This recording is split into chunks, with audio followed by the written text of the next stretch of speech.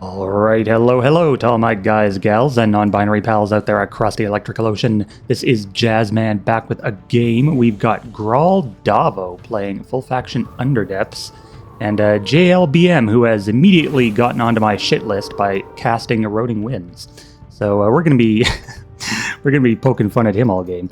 Eroding Winds, even though it's been nerfed, I still dislike the spell on principle. It's so because you get everything set up in your back, and it just rend eats through your relics, and mostly I just hate losing the banner. But it completely deters deploying, which I tend to prefer deploys over pretty much all else. But I don't know, it's really annoying to play against, especially when they're cast back to back, because it's like, well, if I deploy a champion, it'll immediately take 10 damage and get pushed like away from where I want them to go. Pain in the ass. But he's got mid. He actually can't. Actually, that Eroding Winds stopped the Blood Guard from getting into mid. So it did its thing, I guess. It wasn't like a bad spell cast. I just I kind of hate the spell. But he's got Archangel Valmara, and then Druid over here. We've got an Imp Jester going up top. So these are some I guess non-standard decks and choices that we're seeing here. Barbarian Druid is a pretty nice support unit, actually.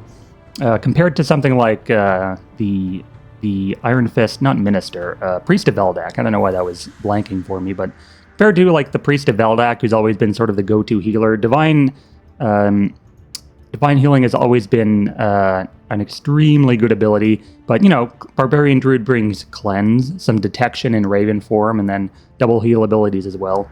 And she's kind of cheap too, a little bit, just a tad cheaper. Just a little bit cheaper than the Priest of Veldak. But she's some nice utility. And then, Archangel of Valmara, I actually like this champion. I think Archangel is really solid in a lot of decks, even in just like when you can't proc exploit reliably. It's just a really good tank, and it's got some flying utility and decent 1-2 range. And these upgrades, these are actually not the usual upgrades. I'm pretty sure Regen and Hunter Walker sort of take priority for most people, but I like this build, actually. I like it a lot. Purified and Scale Armor. I think Purified is a really underrated ability in a lot of champions. And then Scale Armor is nice because it gets stronger the stronger your opponent's champions get. And against Underdepths specifically, it's pretty nice because all their champions are going to have, high damage already. And of course, Hunter Walker versus, 3 flying champions would be completely dead. So it's definitely pulling its weight here. So Ewan Iron Fist coming down for JL, and Trail Hollowed Ground Drunkard. Okay, so is this a level 1 Ewan Iron Fist? I feel like these are like his base upgrades. But Drunkard, I'm not really seeing much synergy. Trail is always nice on a paladin like Ewan, so it gives him the auto cleanse. It gives him a bit of a heal, but Drunkard doesn't really have an effect unless, it has an immediate effect, but you can't re-grant the Intoxicated. It sort of becomes like the effect wears off before he gets into the fight, and it just becomes a dead upgrade in a lot of cases. So I'd really only take Drunkard in a dedicated dwarf deck. But that Shadow Hunter was not an advisable deploy here by GralDavo. The Shadow Spawn completely wasted by the second proc of Eroding Winds. But Archangel goes in, and supported by this Barbarian Druid. She's going to last a long time in that font. There's a lot of healing coming in from this Druid, the Archangel. So the summon goes pop, and then a Kingmaker. That would have been nice to deploy Kingmaker first, and then drop Ewan for the Majestic, because Ewan with Majestic would be pretty sweet. But I guess maybe he didn't have the Kingmaker ready to deploy at the time he wanted to drop Ewan. So I don't know, maybe you could have held off and deployed something else. And Deceiver actually upgraded. Okay, so he took Elusive on Deceiver. Now, it's not going to be that useful here, but Elusive just makes him a little expensive, in my opinion. I think Stealth is the better choice. It's not quite as reliable because Detection, people usually have at least one solid Detection counter in their deck. But, it's mainly the price thing. Stealth puts him at, I think, 72. Which is a pretty big gap between 72 and 75 when you're looking at deploys consecutively. But, imps can maybe get away with it because their champions tend to be really cheap. So there's a fading recollection on Ewan. So Ewan has completely forgotten everything. He just dropped his weapons and you know what? Said, fuck it, I'm out. And he can still bop people if he wants, but I don't know. That was... I don't really agree with that fading recollection, to be honest. I think Ewan hasn't become enough of a problem to warrant that fading recollection. That's sort of a waste of Nora. You really want to only use fading recollection when it allows for a kill on that turn, because now, Ewan has great stats on his own. He's still really tanky. He's got decent damage, base, so he'll still be able to make himself pretty useful, despite losing all of his abilities. He can get, he can get a buffer from Kingmaker too. So if I were JL, I'd probably just, think about throwing that Ewan in either this turn or next turn and walloping some faces. Then and the Druid over here, I feel like even though the Druid is kind of meant to be support, it could potentially threaten to contest this side font over here. Just because, you're going to want, the cleanse isn't all too important because Archangel already has Purified. And then you want fewer targets for voices, right? So you can maybe think about sending the Druid over to harass this side font with the flying. Then the main worry, I guess maybe he fading recollection so that he could voices the Ewan later and, possess it and grant it manic and all that. But again, that wasn't really in GralDavo's immediate future, so I would have kept that as sort of a surprise play, for when JL wasn't expecting the possess. But after the Hondor Memorial drops, everything is currently faithless. So no spell presence for any of Gral's champions, except for the fact that the Shrine does grant its usual 10 spaces, so Gral can still cast spells if he wants. Here comes the possess on the Ewan. No, wait, was that... No, that was on the Angel, okay. So he's going to possess the Angel and then drive everybody with the Blood Guard. So we're probably... Now, see, he's probably going to have to waste all of his AP here. He's going to get the kill on Ewan, but, he did waste the Fading Recollection on it. And then the possess. So the Archangel will probably be able to clean up that Jester after Ewan goes down. Then I guess for Gral, another option here would be to send, do the same thing that JL is doing over here with his Druid. He's threatening this side font. He's got a lot of flying, a lot of imps and shit. So we could easily send, a Blood Guard, or even, he could have even sent one of these guys, threatening that side font there.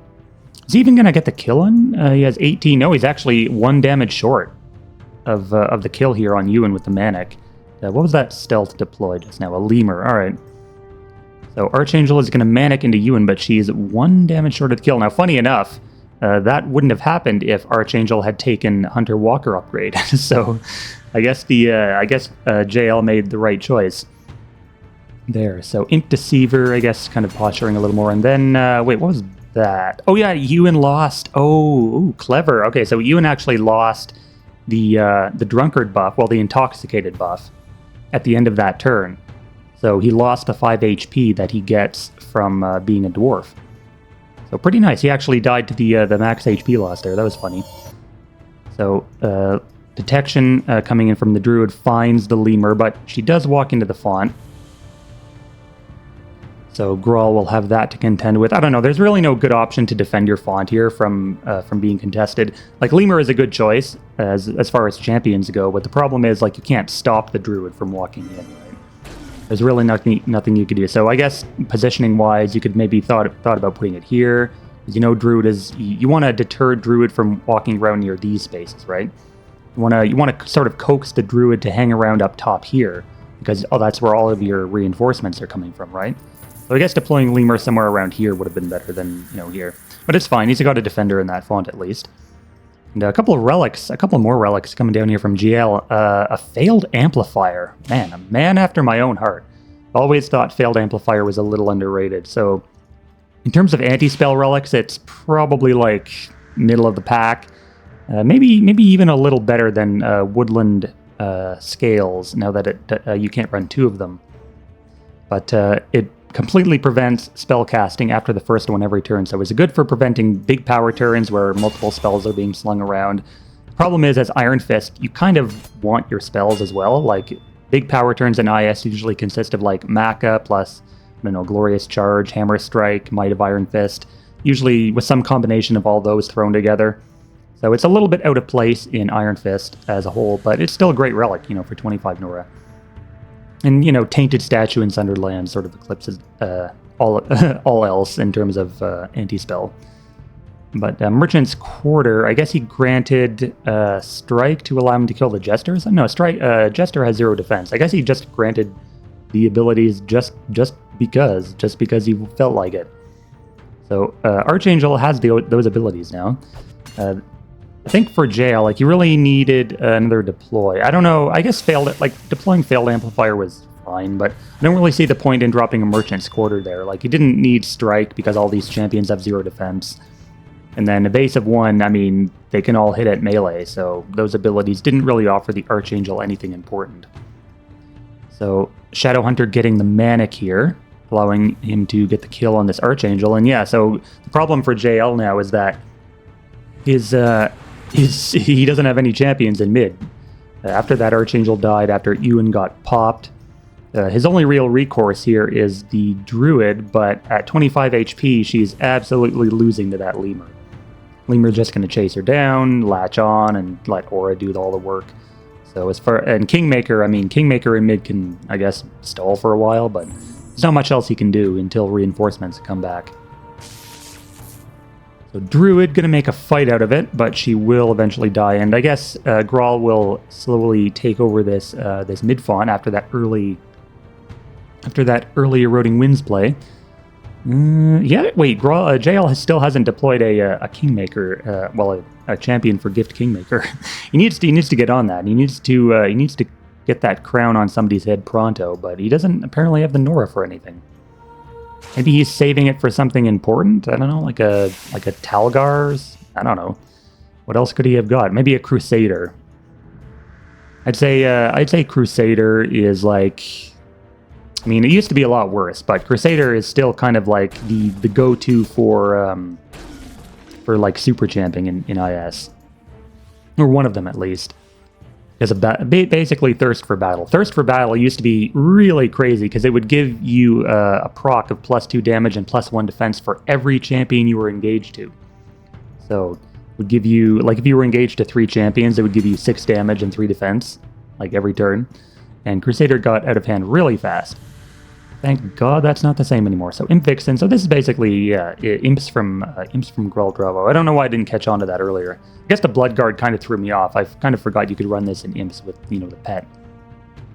I don't think it can take Mischief upgraded. Funny enough, none of these other imps have Mischief either, except for the Lemur and the recently deployed Vixen.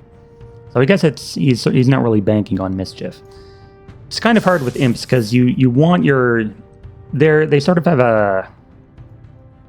They're sort of weird in that you want, it's all up to your opponent, how good they are, because if your opponent is smart, they'll play around it by not saving AP, they'll try to waste as much as possible on their turn, which is a good thing in a way. Oh, what do you know, a Crusader, exactly as predicted.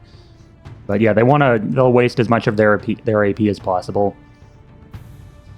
And, I mean, yeah, in a way that's a good, wow, that's a triple deploy from JL. Can I please finish my sentence and my thought before you go crazy like this? He deployed 3, you know what, fuck it, you guys know what I'm talking about already.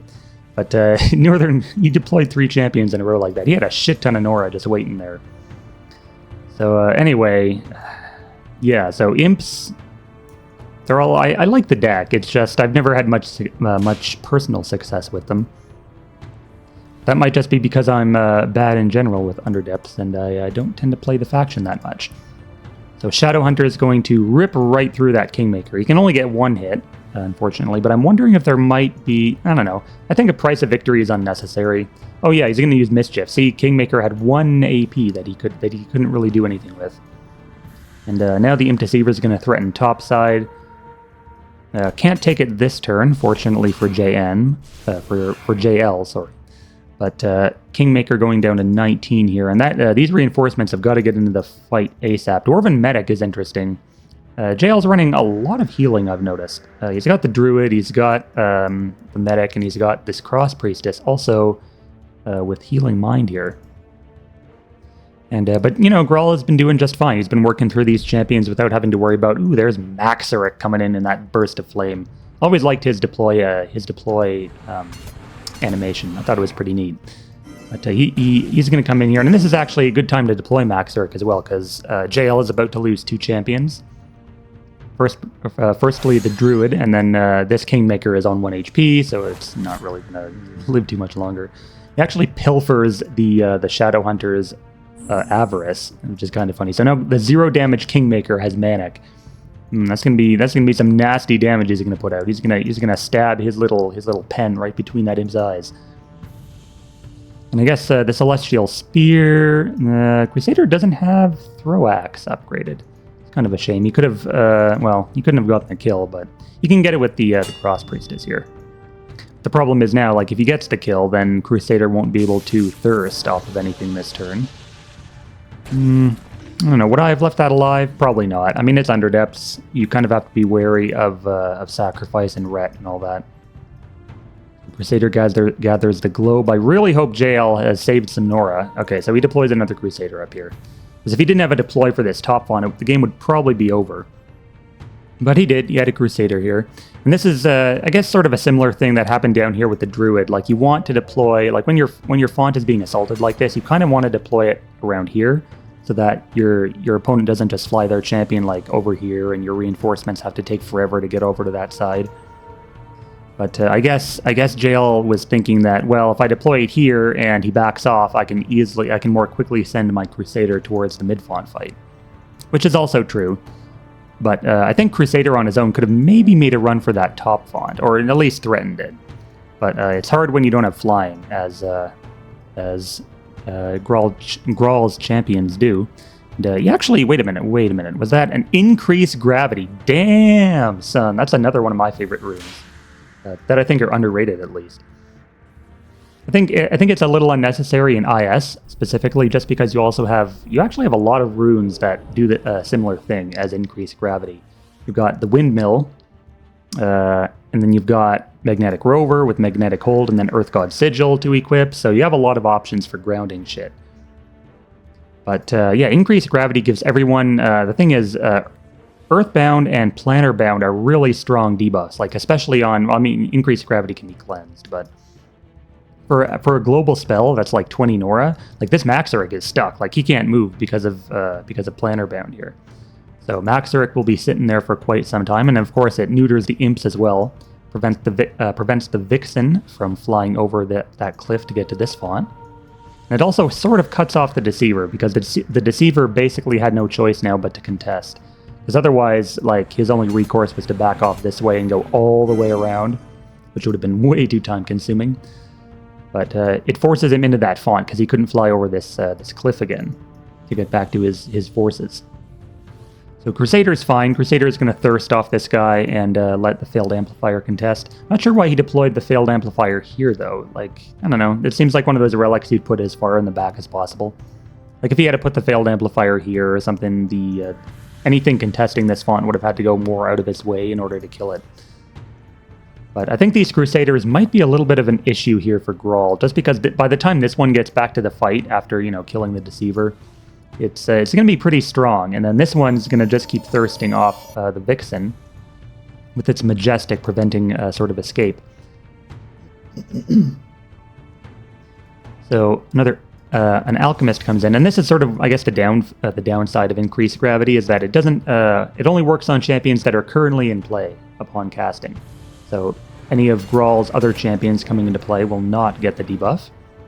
But yeah, increased gravity stops a lot of shit. It stops all relocation.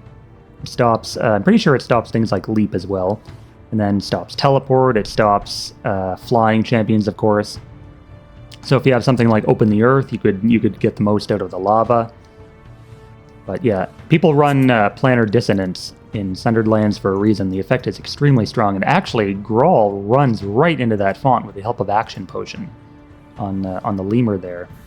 And there's literally nothing down here. Grawl has safely secured that bottom font. A little bit of an oversight there by JL, who is, I guess, focused on topside. He cast a Blessing of Almara on this Crusader earlier. Which, I mean, it's another cheap spell. I wonder if he's running any adaptive champions to take advantage of that. But Imp Vixen actually getting Buffer. He's stealing the brains of that Kingmaker. So Buffer was probably one of the best abilities she could have taken from that. But the thing is, it's 5 AP, so you don't always have enough AP to cast it when you need to. Which is one of the reasons it's best on passive champions like the Kingmaker. Then Fire Ruby coming down from Grawl, helping to take out that Failed Amplifier. I don't think Failed Amplifier has actually done anything this game, because Grawl cast a single spell. I don't think he's cast any spells at all this game yet. Perhaps being deterred by the Failed Amplifier. Maybe it's been doing its job this whole time and I just haven't noticed. But keeping up the deploy train is always good. So I think, yeah, Maxeric put that Thunderclops out. And then he'll probably have, yeah, he needs that was the recent Dark Summons. So he's going to need a little bit more fuel for the fire. If he wants to put anything more out. I think running Maxeric and Imps is like underrated tech, because Maxeric, if there are no champions to deploy, it deploys a level 3 Imp. And I'm pretty sure level 3 Imps, I'm pretty sure they get Mischief. So you could feed your Mischief numbers that way. But if they don't get Mischief on the upgrades there, it's still pretty good, because they come in Shadow Spawned as well. And they are still Imps, so they do benefit from your other Mischief that's in play. Then, yeah, that Imp Deceiver is not lasting too much longer versus the Crusader. He actually redirected the Cross Priestess to help take care of that. Probably unnecessary, but always better to be safe than sorry. I'm wondering if there's... yeah, I guess there was no Designate Scapegoat up, because Crusader got the Blessing of Almara last turn. Down here, JL is not looking good. I guess he needs to make as much progress mid as possible with that Crusader. Thing is, JL's eggs are all kind of in these Crusader baskets here. He's got 2 Crusaders, and that's kind of it. Like, the Cross Priestess on her own doesn't do much. Medic, is a support champion with basically never attacks. But so basically, if Grawl can take out these Crusaders, he'll be fine. Unfortunately for him, Crusader will just auto-cleanse the stun, as well as the... oh, well, he actually took Rage Potion. I don't know, I don't agree with that upgrade at all. I think Contaminate is just objectively superior to Rage Potion, because Contaminate has the same cooldown, it grants Poison 1 at the same range, but Poison 1 will always do more damage than Rage Potion. Rage Potion is only +3 damage, and you have to use I think it's 1 AP to use it. Whereas Contaminate just gives you the ability, and it's free, so... and it does more damage overall because it's, it's poison. But I guess here, when you're facing a champion that auto-cleanses, it's fine. But actually, see, Imp Vixen couldn't even use it because the Rage Potion cost 1 AP, and she didn't have enough. And man, if it weren't for that increased gravity, Maxeric could actually be relocated and get the kill on that Crusader. But increased gravity, pulling its weight, gets the job done. And yeah, see, Imp Deceiver just walks as far away as possible from this Crusader. And he actually sacrifices it, so that does return JL's font, but Grawl gains a shit ton of Nora from that. And after deploying Grimlick too, so he's gonna be set for next turn. Assuming he doesn't spend it on a deploy now. So JL will be getting his font, and I think with flying, this Crusader can do. I mean, he can maybe threaten this top font, and then I think the better play would be to go mid though, because this Crusader is already down to 20 HP. He's getting healed up, but it still probably won't last that long once spells and stuff come into play. And there's another Eroding Winds. Man, that Maxeric is about to have a very bad day. He's gonna be knocked. He's gonna be knocked into Grall's shrine like 3 times. It's not gonna be pretty. Yep, there he goes. 10 damage plus rend. Eroding Winds, such fun you are. And on this map too, like it's rough because your champions are always gonna be knocked back this way, like away from the action, because it's away from the opponent's shrine, and because of the maps being symmetrical, it always knocks in the same direction. So it's always going to go that way, and yeah. You can be pushed out of mid-font all the time. That's what JL did to secure mid on the early turns there. That Hondor Memorial finally going down, by the way. That was the Memorial, right? Yeah. finally going down. It lasted a while on that font. But Vixen, not scared at all. She can't attack. She's going to mischief some AP away, though. See here, so she can actually use the Rage Potion, but the thing is, will she get the kill? I don't really see a kill happening on this Crusader this turn. That was one... hold on, that was one mischief. And then the Bloodguard can drive these guys. No, she's already driven, so he can... the Thunderclops can get a hit.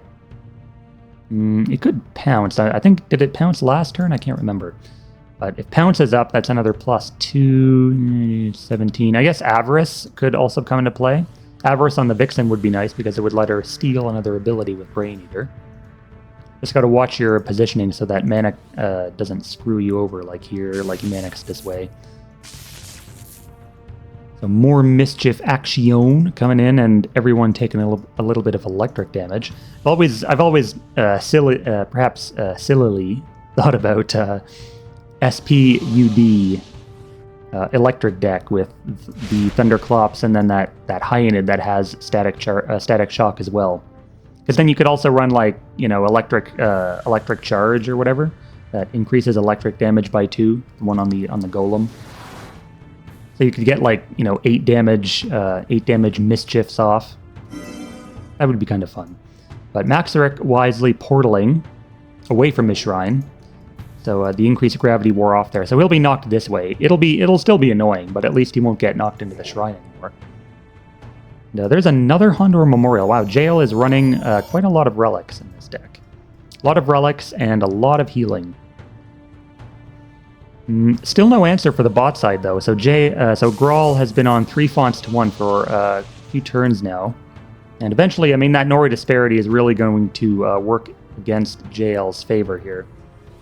He decides to send the second Crusader into mid, and I mean that's a lot of healing in the back. To be fair, like Grawl is like imps don't really do well in the late game. They kind of just fall apart to like more. Like tighter, stronger phalanxes, stuff like champions that can just outstat them. You kind of have to play around their gimmicks, which is like stealth and harassing, and basically just like spam spells and equips and like the avarices and stuff to get kills. Because their champions are really fragile, and when you're facing down double like Thirst for Battle Crusaders that are getting shit like Axeman's Fate from this, wow, another relic, Mystic Forge. So I guess, yeah, Axeman's Fate was pretty nice, a pretty nice grab there because it gave regen 2 on top of Crusader's already potent Trail Hallowed Ground. So I think Maxeric needs to, I don't know, he needs to get into the fight somehow. He needs to be relocated in there by the Guardian. He could do it this turn. He could portal here to the Shrine, and then Guardian or Bloodguard could relocate him. You can't really use Set Ablaze because of Cleanse. But I mean, he has insane damage on his own, so you could just snap his fingers and take out like half that Crusader's HP, no problem. Imp Trickster coming out, so this is a good play by Grawl, I would say, putting pressure on the side fonts, taking the action away from this mid font fight where you're kind of slowly losing, and basically force JL to play on multiple fronts. He still hasn't sent anything bot side. Like he hasn't even looked down there. He's got his map like this, just thinking, man, I got 2 Crusaders in mid. I'm winning this game for sure. And then he doesn't even notice that his bot font is taken. But and then he's got all his focus on top side. So Maxeric actually he double portaled, didn't he? Yeah, he portaled once to move back like 2 spaces in this font, and then portaled to the Shrine for whatever reason. He could have made an attack actually on the Crusader if he didn't do that. But, yeah, so he just wasted a lot of his AP. He does get into the fight eventually, though, from the relocate. And unfortunately, that Imp Vixen's days are numbered, so she's going to get Ret. It does hit this Crusader, which is probably the better one to hit because it is the Majestic one. And Grimlet can actually get the kill with the Firebomb there. Very nice. And then I guess you could probably grab that globe with Alchemist, but the better play would be to just retreat, like away from this Crusader, so you don't lose further forces. Now, see, I mean, yeah, this Alchemist is just dead now. He's going to get hit by Crusader and then hit by Cross Priestess. The globe was too tempting. The globe was far too tempting for him. We've got to keep our eyes on topside here. The Trickster slowly making his way towards this side font. And a Vothsair Monstrosity. Wonder why he's running this in imps. I guess it's sort of like an imp mix, not really like a full imp deck, but I haven't actually played against Monstrosity that much. I don't really see it run that often over something like a Vothsair Ire Guard, or even Vothsair Reaver post nerfs. And then there's also that other Vothsair. He's a Vanguard. I literally never see Vanguard at all. So yeah, there's a few Vothsair that just don't get run. I guess the thing with Monstrosity is that he's from the new expansion, so not everybody has him. Not everyone bought boxes for that. But he seems like a pretty great champion. I think Defiling Aura. Oh, okay, so Gral takes the win. But yeah, I was gonna say Defiling Aura versus those Cleansing Crusaders would be nice. But well played to both, and we'll see everyone in the next one.